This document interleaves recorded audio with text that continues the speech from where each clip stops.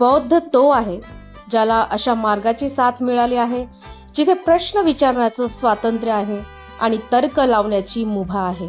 बौद्ध तो आहे जो कोणासमोर झुकण्यापेक्षा स्वतःच्या विवेकासमोर उभा राहतो.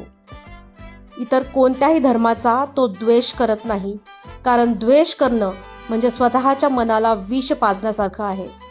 बौद्ध तो आहे जो स्वतःचा प्रकाश स्वतःच होतो, कोणत्याही चमत्कारावर विसंबून राहण्यापेक्षा स्वतःच्या प्रयत्नांवर विश्वास ठेवतो. बौद्ध तो आहे जो जाणतो की सत्य हे कोणाची खाजगी मालमत्ता नाही. इतर धर्मातील चांगल्या गोष्टींचा आदर करणं हीच खरी बौद्ध संस्कृती आहे. बुद्धांनी सांगितलं, दुसऱ्याची निंदा करून स्वतःचा धर्म मोठा होत नाही.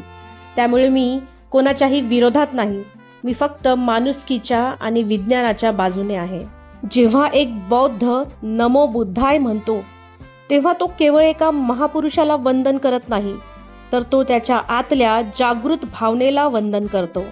बौद्ध तो ज्याला कोणावरही विचार लादायचे नाहीत, त्याला फक्त प्रेमाचा, शांतीचा आणि समतेचा असा समाज घडवायचा आहे जिथे प्रत्येक जीव सुखाने श्वास घेऊ शकेल. बौद्ध असणं म्हणजे जग बदलण्याआधी स्वतःला